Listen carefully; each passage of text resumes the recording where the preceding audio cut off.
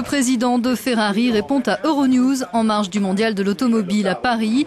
Luca Cordero di Montezemolo évoque les difficultés de l'industrie automobile, les résultats de son écurie en Formule 1 et ses éventuels débuts en politique. Actuellement, Ferrari est l'une des rares marques de voitures à surmonter la grave crise qui frappe ce secteur en Europe.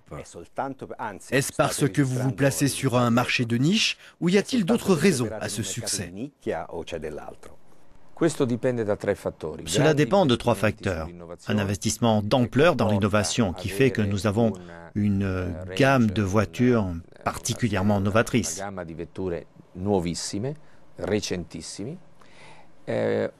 Nous avons aussi mené un vaste plan pour nous développer davantage à l'international.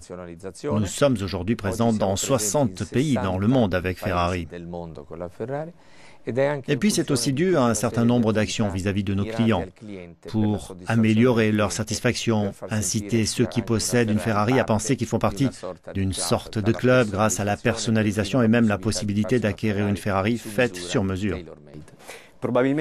Il est probable que vos clients se préoccupent peu du prix du pétrole. Pour autant, les voitures Ferrari continueront-elles à rouler longtemps au pétrole? La réponse est oui, parce que personnellement, je ne crois pas trop aux véhicules électriques. Mais nous travaillons dans deux directions. Première piste, et nous en voyons déjà les résultats, des technologies qui permettent de réduire davantage et de manière significative la consommation de carburant. On parle d'une baisse de plus de 30% par rapport au précédent modèle et de limiter les émissions de gaz à effet de serre. Autre direction, la voiture hybride. À la fin de l'année, nous lancerons la première hybride Ferrari qui s'appuie aussi sur l'expérience du KERS en Formule 1. Ce système de récupération d'énergie, d'électricité propre, produite lors du freinage de la voiture. Et des véhicules aussi puissants que les nôtres génèrent beaucoup d'énergie. Et donc nous travaillons dans cette direction sans perdre de vue deux caractéristiques essentielles. Ce frisson de conduire une Ferrari et ces sensations qui ne sont pas tant causées par une vitesse maximale, mais par l'accélération et le sentiment de puissance et la passion du volant. Vous avez dirigé Fiat pendant 7 ans. Si vous étiez aujourd'hui à la tête d'un constructeur de véhicules pour le grand public, que feriez-vous face à la crise? Ça, c'est une question à $1 million, même si aujourd'hui, à $1 million, ça ne représente peut-être plus beaucoup. Ce que je ferais serait, comme j'ai toujours essayé de le faire chez Ferrari, de créer de belles voitures. Je pense que, quelle que soit l'activité qu'on a, on ne peut la séparer du produit. On peut avoir une bonne image, une bonne situation financière, mais l'essentiel, c'est le produit. Je pense que c'est l'élément numéro un. Autre chose à faire, et c'est ce que font de nombreux constructeurs comme Fiat, c'est de mettre en place des synergies fortes avec des partenaires dans le domaine des pièces et des moteurs pour réduire les coûts.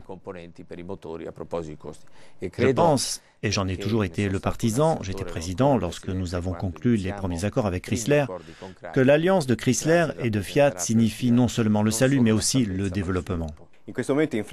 Vous savez probablement qu'une controverse fait rage en France au sujet de ces entrepreneurs qui veulent émigrer pour payer moins d'impôts. Pensez-vous réellement que la pression fiscale peut être une bonne raison pour quitter son pays?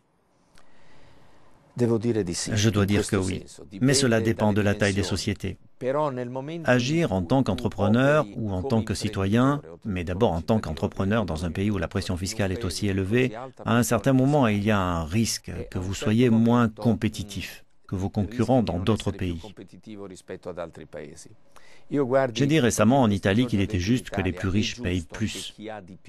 C'est absolument juste parce que c'est normal. Et c'est même une belle idée.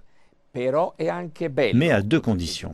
À l'heure où l'État demande aux citoyens de faire des sacrifices, il doit être le premier à en faire. Et la deuxième condition, c'est que l'État dise clairement à quoi vont servir mes impôts. Parce que, et je répète que si on est riche, il est juste de payer plus, si mes impôts vont financer les dépenses du gouvernement ou alimenter la corruption ou les dépenses publiques, là, je ne suis plus d'accord.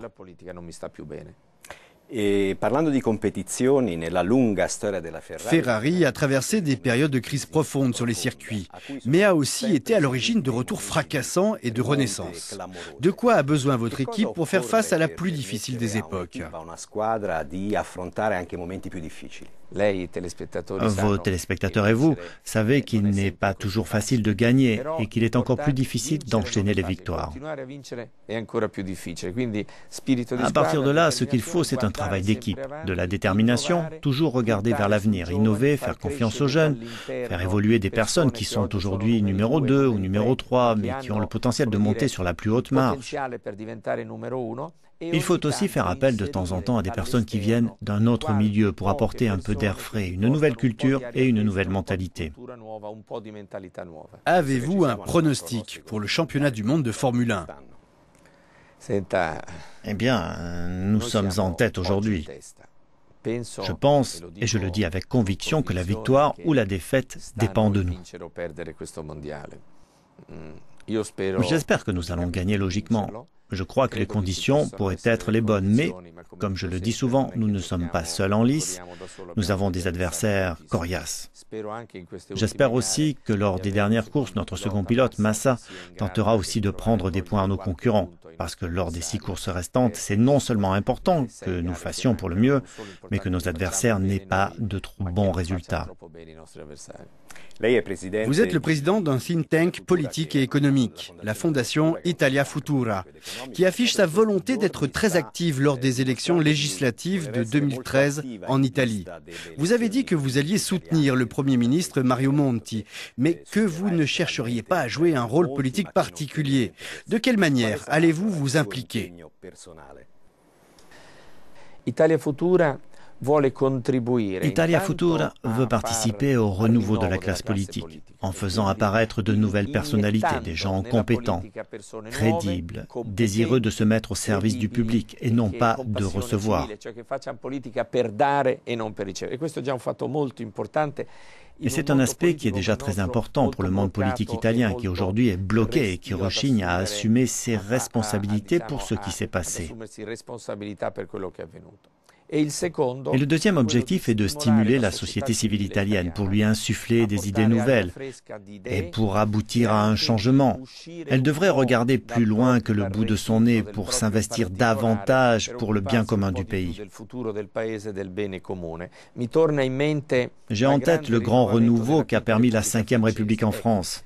J'espère que l'Italie, avec sa Troisième République, pourra faire la même chose que la Ve République française.